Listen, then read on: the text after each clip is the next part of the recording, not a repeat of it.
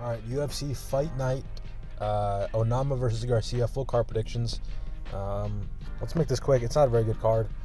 First fight of the card, we've got Talita Alencar versus Ariane Carnelossi. Carnelossi's not very good. Her three UFC wins are Estela Nunes, Pierre Rodriguez, and someone else. I don't remember who the third one is, but Pierre Rodriguez is her most recent win. Her win against Estela Nunes is her second most recent, and that was 4 years ago, so I'm kind of ignoring that in this, picking this fight. The Pierre Rodriguez fight, she was losing, like, pretty handedly, and then Pierre Rodriguez headbutted her, and then headbutted her again and got disqualified. So she got the win there by DQ. Talita Alencar I don't think is that good, but as a straw weight, I think she's pretty decent. She got good grappling. Her wrestling looked improved recently, whereas before she was more of like a jiu-jitsu first type of fighter. So if she can take down or hold down Talita Alencar in the way Pierre Rodriguez was able to, I think she will be able to win by a boring decision. Next fight of the card, we've got Phil Rowe versus Seokhyeon. I think both these fighters are coming off like the best performance in their career. Maybe not best performance, but definitely best win. Seokhyeon beat Alvin Elliott in his UFC debut as a pretty big underdog, and I wouldn't say he dominated the fight, but he won the fight like handedly, like very clearly. No controversy. He won every round. Choosing his wrestling, he didn't look bad on the feet. He didn't look bad in top position, and he used his wrestling really well to beat up on a guy who was pretty hyped up going into the fight. So I'm pretty high on him. And then Phil Rowe, he just beat Angelusa. Now, he did lose the first 2 rounds, but Angelusa gassed really hard in the third, and he was able to beat him up for a pretty brutal third round TKO.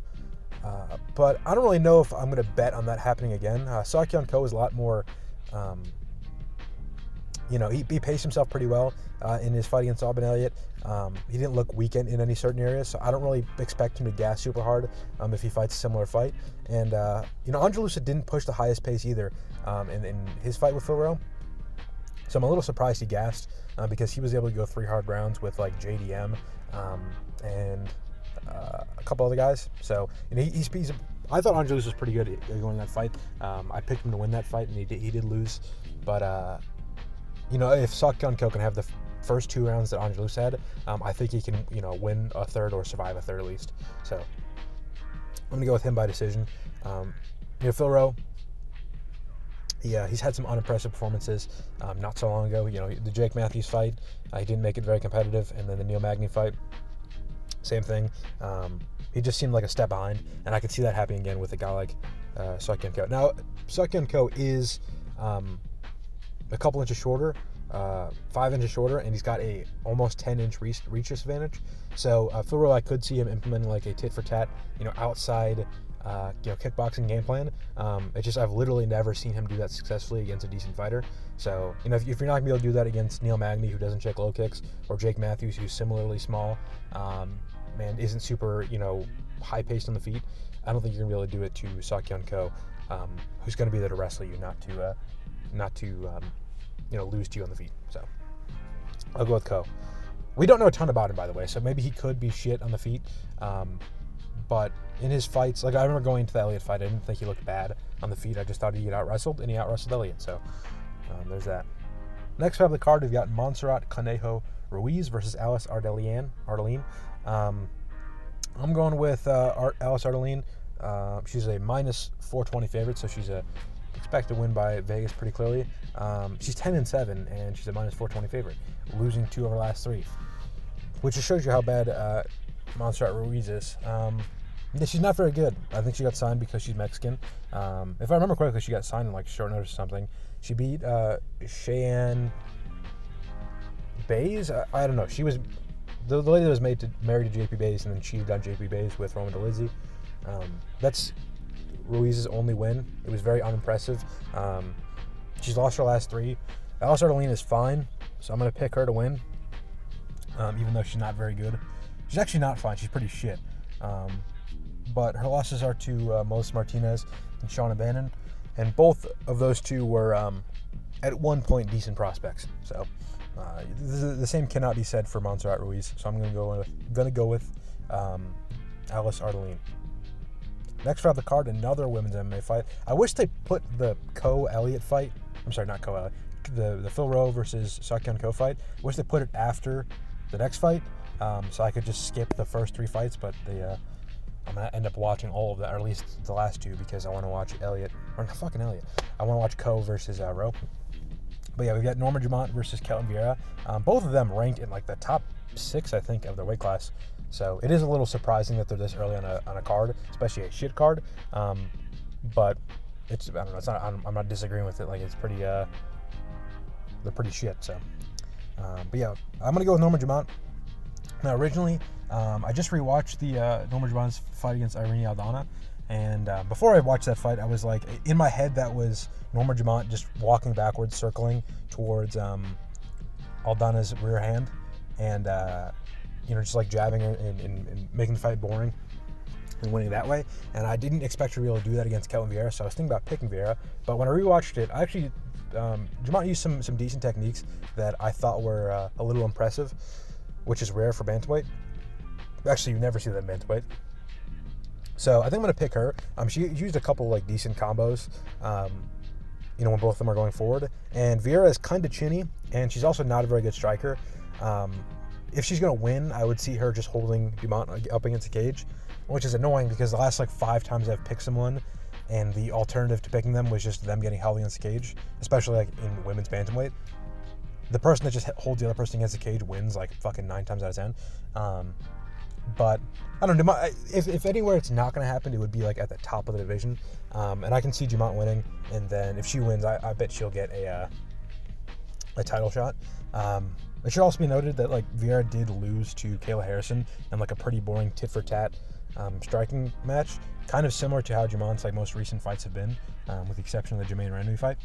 And I don't think Kayla Harrison's very good at that style. She did lose to what's that lady's name in PFL? What the fuck is her name? Something Pacheco or something like that? I don't know. I can't think of her name. But yeah, Kayla Harrison did lose a fight like that, so I don't think she's very good at like the boring, circling, like, shitty boxing matches that you'll see in women's bantamweight a lot. And I think Dumont is actually pretty decent at that. So if the fight goes that way, I can see Dumont doing it. And she's also pretty strong in the clinch, so I don't think she's going to get like easily dominated. Like, she did out grapple and hold down Jermaine Durden pretty easily. So yeah, I don't think she's going to get easily out grappled. So I'll pick Dumont to win like a very boring decision. Next fight off the card, we got Donte Johnson versus Sedriques Dumas, or Sedriques. I'm going to pick Donte Johnson. I don't know. I really don't think that the UFC should have re-signed Dumas. I mean, obviously he's got, like a baker's dozen convictions. And, he had to pull out of his last fight allegedly, or his second most recent fight, because he had an ankle monitor on and he couldn't fight with the ankle monitor. I don't know how true that is, but I'm not super high on him. I don't think Donte Johnson's that good either. Like, he's been fighting cans his whole career. And I know he's fighting cans at like 205 and at heavyweight.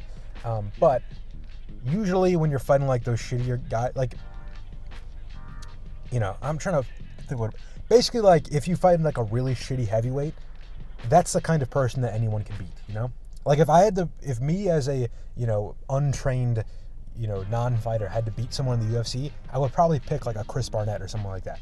So beating like really shitty heavyweights, not that, like, it doesn't make you a good fighter.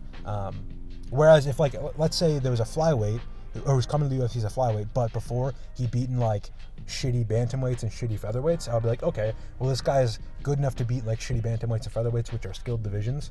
I'll be like, okay, maybe this guy is pretty good, and he's going down and fighting smaller opponents.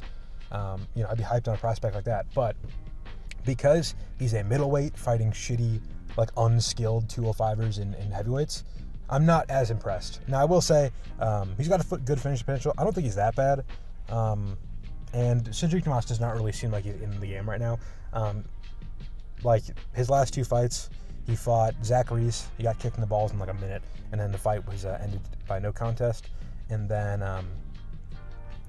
his fight before that, he fought Mikhail Oleksiejczuk. He got dropped really quickly, and then didn't really try to get up, and then like complain about the stoppage instead of like, trying to not get stopped. So didn't really seem like he's super invested in his fighting career right now. He probably needs a win, because if he loses this, he's definitely getting cut. I think if he finished the Zach Ruiz fight and ended up losing like that, he was expected to do by the odds, I think he probably would have been cut too. So, yeah, I don't think he's long for the fighting game. And I think that he'll probably get finished early, and that'll be the end. So I'm going to pick Donte Johnson, even though he's kind of shit. We don't really know how good he is, but he seems kind of shit. Next fight up the card, we've got Timmy Cuamba versus Changho Lee. I'm going Changho Lee. I think Changho Lee's pretty good. He used a kind of like a dominating style. It's hard to, I don't know. On the road to the UFC, he would, basically everyone he's finished his whole career, he's taken down and ground and pounded them. And that's not the best style for beating, unless you're like really, really good at it. That's not the best style for beating like levels of competition as you go up. Like Hamzat, with the exception of the DDP fight, every single time he took a step up in competition, he wasn't able to do his dominating style as much, like against Gilbert Burns and against Kamaru Usman. Once he started fighting better and better guys, it goes from domination, outstriking guy 180-1 like he did in his first couple fights, to super split decisions and super close fights like that. So I don't expect Changho Lee to be able to carry that style on forever. And he had a pretty close fight with Long Zhao that I thought he pretty clearly won about a year and a half ago. But I still think he's pretty good. He looked the best he's ever looked in the fights that I've seen against Cortavas Romeus in his last fight. And Cortavas Romeus is pretty shit. He lost to Gaston Bolaños, but he completely dominated him. Gaston Bolaños had a close round and then won the grappling later. But Changho Lee dominated him the whole fight. And Timmy Cuamba, I've been somewhat impressed, somewhat not impressed. His last fight looked pretty good against Roberto Romero. But I don't think Roberto Romero was that good. He got signed to fight David Onama on short notice. He made a close fight, but Onama does let people into fights that he shouldn't. And the fight was close because he dropped Onama in the first round, and Onama still won that round in every judge's scorecard. So it wasn't a super close fight. He just had a moment. And then Kwamba's two other fights in the UFC, he lost to Balagiaki by split decision that he pretty clearly lost, and Lucas Almeida. And Lucas Almeida, not a very good loss. I know he had a broken hand in his last fight, but he did lose to Michael Aswell, who's not very good. Actually, I'm pretty sure Timmy Cuamba fought Michael Aswell and beat him on the regional scene. So there's that, I guess. But yeah, Timmy Cuamba hasn't looked that good in the UFC. I think Changho Lee's looked the best he's ever looked in his last fight, which is usually a good sign going into your next fight. And we haven't seen Timmy Cuamba look exceptional on the ground, which is kind of what I want to see if you're gonna neutralize Changho Lee's style of taking you down and finishing on the ground. So yeah, I'm gonna pick Changho Lee. Next fight up the card, we got Kevin Christian versus Billy Elekana. Kevin Christian, interesting fighter. He's 6'7". He's 6'7" light heavyweight, which is got to be the tallest light heavyweight ever. I think the only taller fighters that have ever been, or the only fighters that have ever been that tall in the UFC are Volkov and Stefan Struve. I think that's it, and those were two heavyweights. Yeah, he's a 6'7" light heavyweight who's got really good submission ability. He's got a good finishing ability too. And then he's fighting Billy Elekana, who's had a weird UFC career. His first fight was Bogdan Guskov on short notice. And he actually made that fight pretty close until he got submitted in the second round. And then he fought Ibo Aslan in one of the most boring fights ever. I think there was a total of 20 strikes landed in that whole fight, and the entire fight was on the feet. There's no grappling, and there was 20 strikes landed. And then he won by, I think he won it by split decision. Let me check.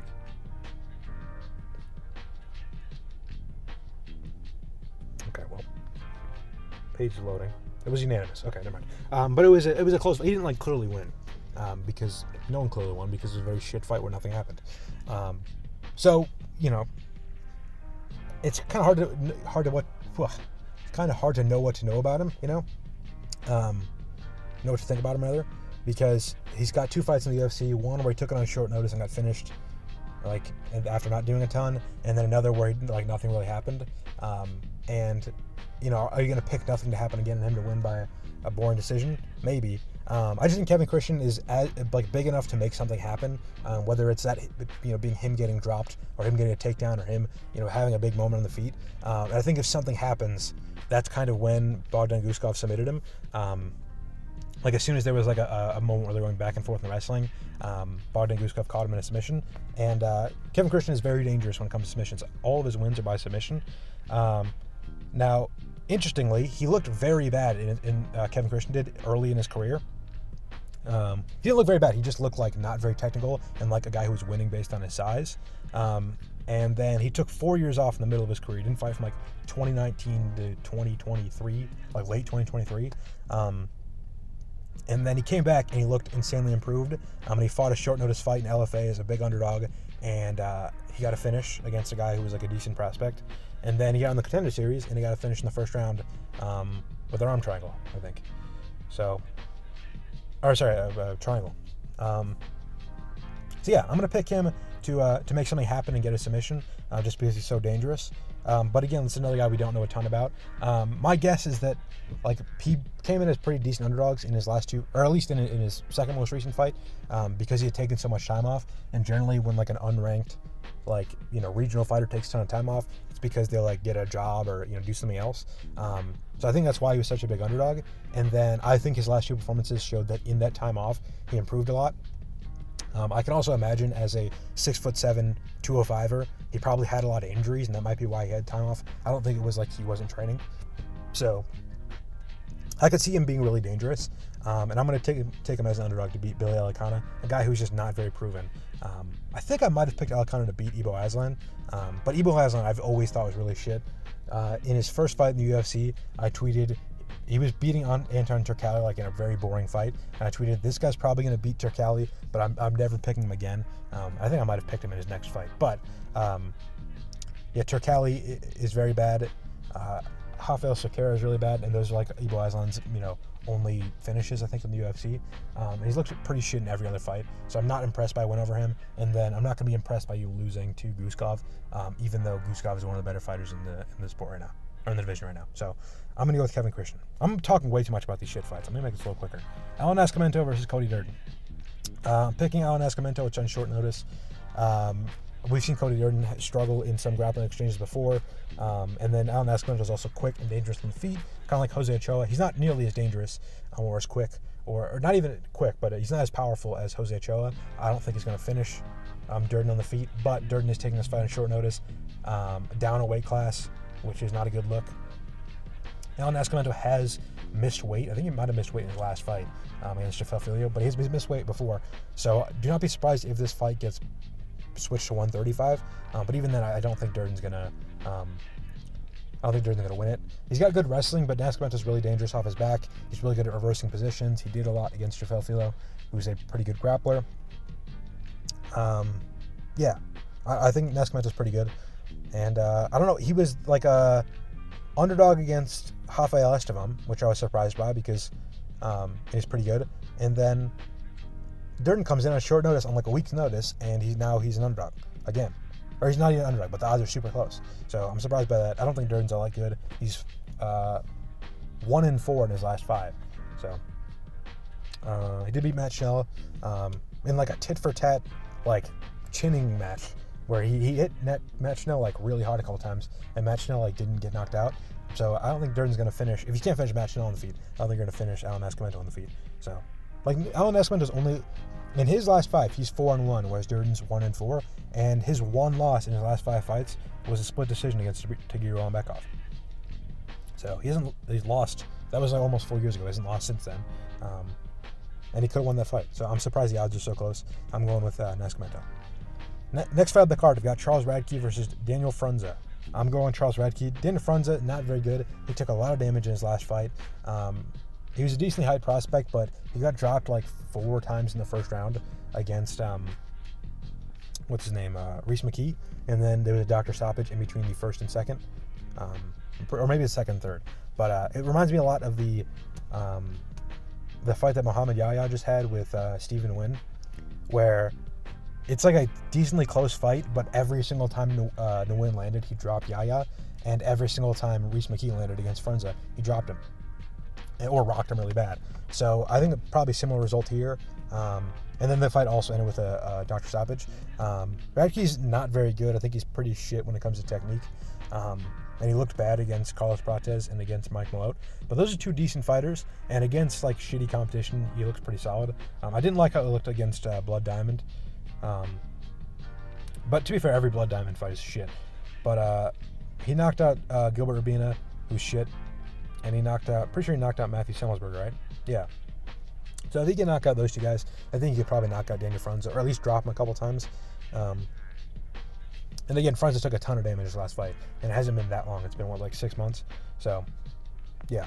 I'm going to pick Daniel Radtke by a striking advantage. Next fight of the card. This is actually a fucking banger. This is one of the better fights, or one of the fights I've been looking forward to as kind of like a sleeper, like, dark horse, great fight. We've got Isaac Dulgarian versus Yadier Delvalle, or Delvalle. I don't know, it's got the double L, it's Spanish. I think it's pronounced Delvalle. Maybe it's Yadier Del Valle. I don't know.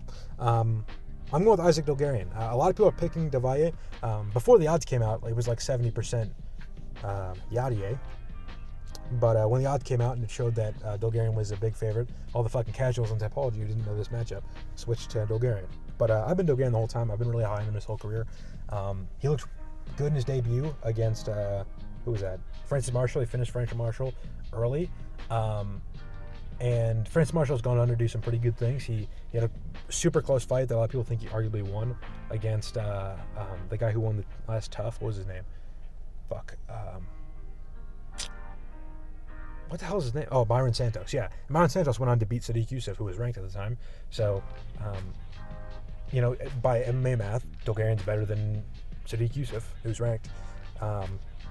And that he had a really close fight, or not even close fight. Go watch that fight with Christian Rodriguez. It's one of the worst robberies of all time. Round one, clear 10-8 for Dulgarian. Every judge gave him a 10-8. That's not even true. Not even every judge did. Round one against, he clearly won. Should have been a 10-8 on every judge's scorecard. Round two, arguable 10-8 for Dulgarian. He started to gas towards the end of round two when he got hit a couple times, but no big damage, and he had control and like positional dominance for that entire second round. He almost got a Peruvian necktie in the second round. Maybe that was the first actually, but he came close with a couple submission attempts. He landed some decent ground and pound. It wasn't like a Jailton Almeida, round three against Volkov where he's got 4 minutes of control but lands no strikes and doesn't leave Volkov's guard. It was like he was in dominant positions the whole time. He had control the whole time. He landed had some decent strikes in the grappling, and then Christian Rodriguez landed a couple strikes on the feet, and two of the judges gave Christian Rodriguez that round. And then round three, Dulgarian was completely gassed, and he got 10-8 on the feet. He got dropped a couple times. So I scored it 10-8 Dulgarian, 10-9 Dulgarian, and then 10-8 Rodriguez. So Dulgarian won by a round. But somehow, two of the three judges gave rounds 2 and 3 to Rodriguez, which was crazy. It was arguably 10-8 Dulgarian in the second round, and two of the judges gave it to the other guy, which is crazy. But still a good performance by Dulgarian. He gassed hard, but I think that made him tentative. And then his most recent fight was against Brandon Rowe. He came in at like a minus 1,200 favorite. He won clearly. He dominated him, but he became pretty tentative. That was more of a Jail Almeida performance. In that he took him down, and then he did a lot of work from his guard. Eventually, I think he got the back, and then like from there, Brandon Moreau rolled into mount, and then submitted him, or got submitted by an arm triangle. But that was a less exciting performance, but it was still impressive. And then Yadier Delvalle, his only win in the UFC is against Conor Matthews. Conor Matthews not very good. He's lost to a lot of prospects. He is similar to Brandon Moreau, where he's just a New England cartel guy who got signed because he's from New England. So there's like a deal with the devil that Jim did, where for some reason they just get a ton of guys signed. Like the guy that O'Malley beat up on and Wellmaker knocked out. What the hell's his name? Matinho. He's also a New England cartel guy. It's like, why is he in the UFC? He clearly should. But yeah, those guys are there to get fed to prospects. And Delvalle did what he was supposed to. He finished him in the first round. But I just think Dulgarian is like a different level. I think he's really, really good. He's kind of small for the division, but he's really strong. He's really fast. He's a great grappler. And he arguably should be 3-0 in the UFC. So I'm going with him. I think he can get a finish. I think that Delvalle will not want to spend the whole fight on his back, and he will explode to try to get up. And I think he can do that once, but I don't know if he's going to be able to do that multiple times without either gassing or giving up like a really bad position and getting finished. So I'm going with Dulgarian. Next fight of the card, Jeremiah Wells versus Demogrimbo. I'm going with Demogrimbo. Jeremiah Wells shouldn't be in the UFC. He was never that good. Lost to Carlson Harris and Max Griffin in his last two. He should have lost to Matthew Semmelsberger. That was a pretty bad robbery. And then, he beat Court McGee 4 years ago, and he's still in the UFC for some reason. So I'm with Grimbo. He didn't look good in his last fight. He got dropped and submitted by Luque right away after Luque had like a couple really bad performances. But I like how Grimbo looked before that. I thought his two before that fight his two performances before the Luque fight were pretty decent, and I think he's good enough to just beat Wells by a boring decision. So I'm going to go with Thema Grimbo. Co-main event, we've got Waldo Cortes-Acosta versus Ante Delija. Waldo Cortes-Acosta, interesting, because he came in the UFC, didn't know how to check a low kick, looked like he didn't know how to grapple. He fought, what's his name, Jared Vieira, and didn't check a single low kick. He looked like shit the whole time. He was like a touted, Dominican prospect going into that fight, and everyone's like, oh shit, he just lost to Vieira, and then he got the decision. And then he fought Andrei Arlovsky, and he was a big favorite, and then he came in that fight, or maybe it was even odds, I don't know. But he was a big prospect, and then he came in that fight, he looked like shit, didn't check a low kick, and somehow got the decision again, where like he probably should have lost, and he got the decision. And then he fought Rebellos to Spain, and everyone's like, all right, Waldo Cortes-Acosta, your journey's over, here's where you lose. And then he clearly beat Rebellos to Spain, and then Spain got cut because he can't wrestle. But, it's interesting, and then Sergey Spivak, I'm like, all right, here's a ranked guy who's decent. We've seen Spivak finish fucking Marcin Tybura, and he's had some good wrestling. He's like, Spivak will just take down Waldo Cortes-Acosta and finish him easily. And then Spivak doesn't shoot a single takedown and looks like shit and loses. And then he fights Sergey Pavlovich, and then Pavlovich beats him, but Pavlovich looks like shit in the fight and is super hesitant. It's like, what the fuck is this guy's like juju where anytime someone fights him, they look horrible? I don't know. I think Waldo Cortes-Acosta is still bad. He still doesn't check low kicks. He's still slow on the feet. I mean, he beat Ryan Spann. Ryan Spann was one of my locks of the year in that fight. And then Ryan Spann looked like a fucking idiot. He got rocked and threw a wheel kick and then got finished in the ground. I don't know. Waldo Cortes-Acosta, really inconsistent, really weird fighter. It seems like every single time he wins, it's your thing is you're looking at his opponent like, what the fuck are you doing? But I'm going to pick Ante Delija. I'm still not high on Waldo Cortes-Acosta. I don't think I've ever picked him in a fight. But Ante Delija, I was, questioning how good he was coming to the UFC because obviously he spent a lot of time in PFL. The level of competition there is a little ambiguous. Like, we don't know how good a lot of those guys are. A lot of them are former UFC guys. A lot of former light heavyweights that have gone up to heavyweight in the UFC, are from the UFC. So it's hard to know how good they are. I was, reluctant to pick him against Marcin Tybura, and then he fought Marcin Tybura and looked really good. So I think that he's one of those guys that's gonna look decent. When Marcin Tybura fights a fighter, sometimes he will look really good and they will look shit like he did against Tai Tuivasa, where he just took him down and beat him up and finished him. And then other times Marcin Tybura will fight a Mick Parkin and both fighters will look fucking horrible. But Delija went in there, he just finished him real quick. It looked good the whole time. He's training with Tom Aspinall. I think not only has he probably been decent the whole time, but I think he's improved. And I think he's got a good style to beat Waldo Cortes-Acosta. If he fights like he did against Marcin Tybura, where he goes out there looking to hurt the guy, looking for a finish. Because everyone that fights Waldo Cortes-Acosta is super hesitant, even though Waldo Cortes-Acosta has no power for heavyweight and has no technique or speed at all. So it's like Pavlovich fought Waldo Cortes-Acosta like he was fighting fucking Mike Tyson, But yeah, I think Delija will get it done. I think Delija is pretty similar to Pavlovich without the range, but I think he's a little bit cleaner and a little bit faster. So I'm going to go with Delija to please just beat fucking Waldo Cortes. This guy sucks, I'm telling you. He's really bad, but he keeps winning, except for his last fight. But even then, that was the number 3 ranked guy he lost to. So whatever. Next fight of the card, main event, we've got Steve Garcia versus David Onama. I think I said Onama versus Garcia earlier. Whatever. I'll be honest, Onama, one of my favorite fighters in the UFC. He should be a pretty big underdog in this fight because he's not all that good. In his last fight, he probably should have lost the decision, but he was losing on the feet against a guy, Giga Chikadze, who's pretty... He's not that fast for the division, but he's pretty technical. He's got good technique, which those two things mean the same thing.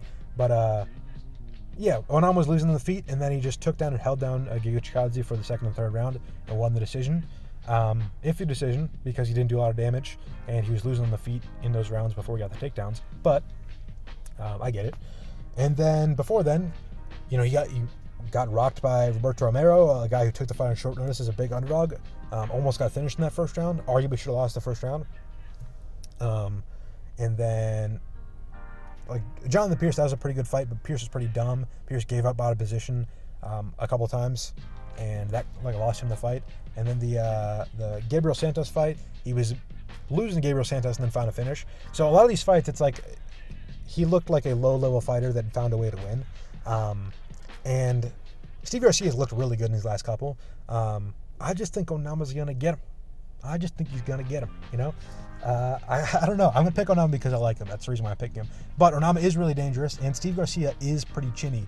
If you remember the Mahashate fight, where Steve Garcia ran in like a fucking moron after getting dropped early and got knocked out. He got hit by a not very clean. It was clean, but it wasn't a very forceful impact. And he just basically got the light shut out on the feet and then fell on his head and got knocked, went unconscious.